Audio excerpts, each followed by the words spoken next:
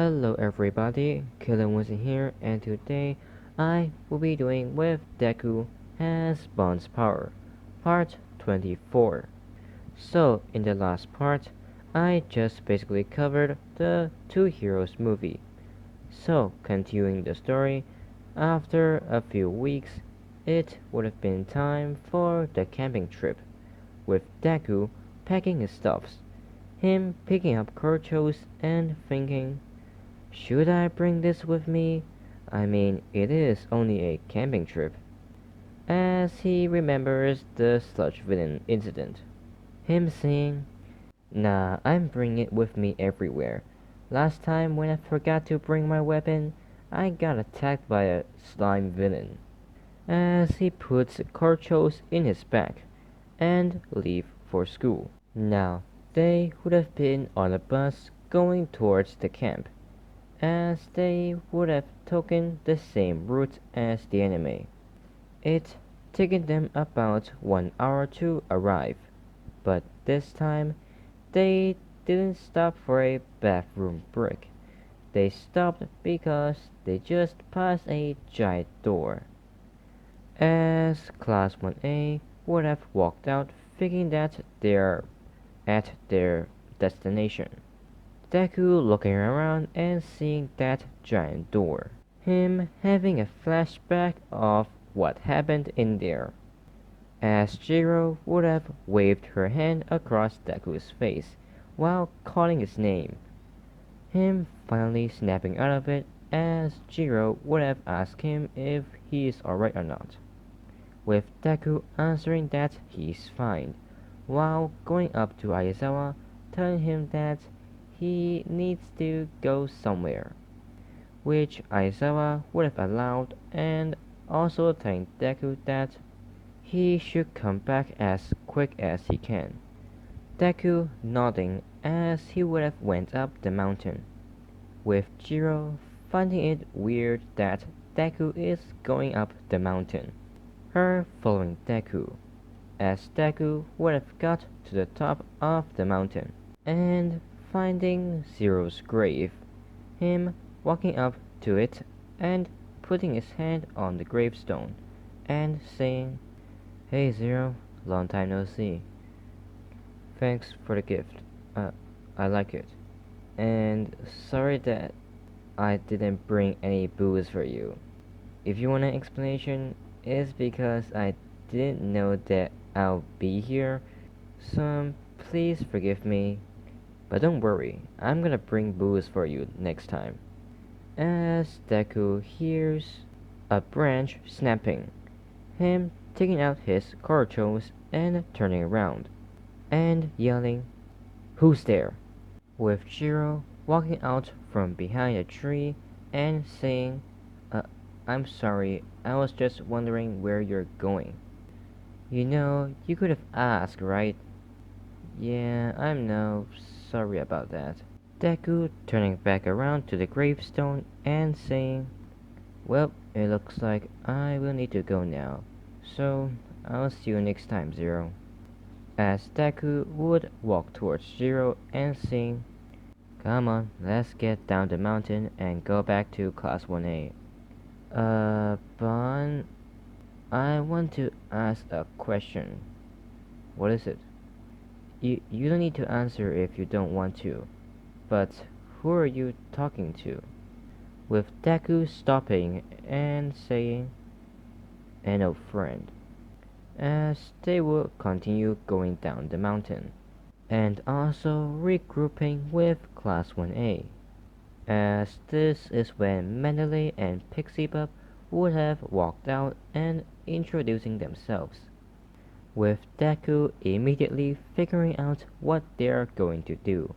He would have walked right next to Jiro, and as Pixie Bub would use her quirk, her doing the whole landslide thing, with Deku picking up Jiro and jumping forward and, well, above and over Pixie Bub and Mendeley, then being surprised as Deku would have said, you know, you should have told everyone to brace themselves before you do the entire landslide. with Mandalay telling Deku that it is a part of their training, and that he should go down and join his classmates as well. Him doing so, jumping down and landing right behind Bakugo. This scaring Bakugo as Deku would have put down Jiro. Him asking, are you okay? Yes, thank you, Ban. This is when a giant monster would come out of the forest, with Deku using Korchos to cut off its head. Him telling everyone that this is the Beast Forest, and that they need to get to the base within 3 hours. As he would ask Bakugo, "Hey Kachan, are you ready to let loose?" Bakugo looking at Deku and saying, "Hell yeah." Him getting into his fighting stance with sparks of explosion coming off from his hands. While Deku would have said, "Okay everyone, try to stay close." Everybody being a bit confused as Deku would have continued saying, "Let's go, Kachan." Him using a soft hand to cut off the heads of every monster that is in his way, while Bakugo is using his explosions to blast the heads of those giant monsters that Deku cut off. Him exploding those heads into a billion pieces. Basically, Deku is cutting off heads and Bakugo is exploding those heads. This is when a monster would come from behind Class 1A, it trying to attack Jiro. But as it was about to attack her, she would see a light blue whip go straight through the monster's head. Everybody looking back to see Deku using Fox Hunt to grab the monster's head. Him pulling the head out and towards himself, as another monster would appear from behind Deku, and it attacking him, with Deku dodging the attack as the head that Deku grabbed would have fly straight into the monster's head, this making the monster staggering back as Bakugo would have blasted its head off. Now, after an hour or so, they would have arrived at the base. By the way, Deku and Bakugo did not destroy every monster, because they do want the class to at least fight some of them as well. This is when Bakugo would have fallen onto the ground exhausted, him saying, "Oh, now that is what I call letting loose." Well, Kachan, I think that it is only the beginning. So, do you need it? Need? Need what? You know, full heal. Sure. As Bakugo would open its mouth, with Deku giving some of his blood and healing Bakugo back to full health, with Jiro asking Deku what he just did. Deku explaining to Jiro that because of his super healing, he can use his blood to heal others. And just as he finished explaining that, he would have asked the entire class if they would like to eat or not, which the ones that ate Deku's food would immediately recall how delicious it was. Them, without hesitation, would have said yes, as Deku orders Bakugo and Kirishima to gather some firewood, or just wood, with him going inside the base and finding some food and cooking accessories in there. Him grabbing like half of them, by them I mean the food, as he would go out of the base. Him finding Bakugo making a fire, him saying, "Hey Deku, did you find any food in there?" "Yes, Kachan, I did, and I think I got everything I need." As Deku would start cooking, while Bakugo is making more fire around Deku. So basically, there are 6 fires around Deku, which is in a half circle shape, with him using all of them at once. So he is making 6 dishes of food at the same time. That is how good Deku is at cooking. This is when the Wild Wild Pussycats and Aizawa would arrive. Them seeing that Deku is making food and the other Class 1A students are eating. As Pixie Bob would have went up to Deku and asking where he got that food, with Deku pointing at the place where he found the food. Her going into the base and screaming, running back out and shouting, "Those foods were mine!" Deku being confused and saying, "Wait, what? Why do you even need this much food?" Her continue shouting, "You better pay for those, Spawn." I can't. I'm broke. But you can eat them. Why would I eat the food you make?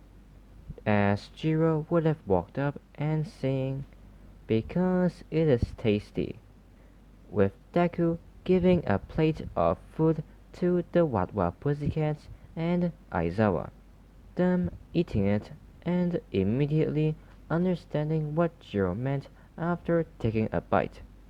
Deku seeing Kota would have been confused since, he's a kid.